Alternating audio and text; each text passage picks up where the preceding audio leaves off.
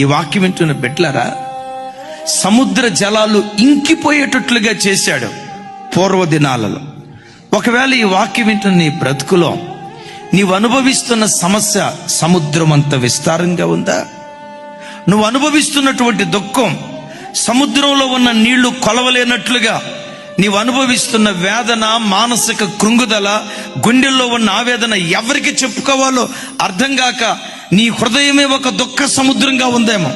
అయ్యా, ఒక సమస్య, రెండు సమస్యల సముద్రం ఎంత విస్తారంగా ఉంటుందో విస్తారమైన సమస్యలు నా చుట్టూత ఆవరించేయ్యా, ఇదయ్యా నా పరిస్థితి అని ఒకవేళ ఎవరైనా కృంగిని స్థితిలో ఉంటే, పురాతన కాలాలలో యెహోవా బాహువు లేచినట్లుగా నీ విషయంలో లేస్తే సముద్రం లాంటి విస్తారమైన సమస్యలు కూడా క్షణంలో ఇంకిపోయేటట్లుగా దేవుడు కార్యం చేస్తాడు.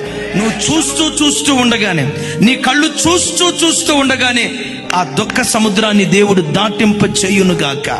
బయట సమాజం ఎదుట నవ్వుతూ కనపడుతున్నావేమో. తండ్రి, ఓ తల్లి, ఈ వాక్యం వింటున్న తమ్ముడా, చెల్లి, నీ గుండెల్లోనే దుఃఖ సముద్రం గూడు కట్టుకుని ఉందా? యేసు నామం పేరిట రాగల నెలలో దుఃఖ సముద్రాన్ని దేవుడు దాటించబోతున్నాడు. దుఃఖము, నిట్టూర్పు ఎగిరిపోయేటట్లుగా దేవుడు కార్యం చేయబోతున్నాడు.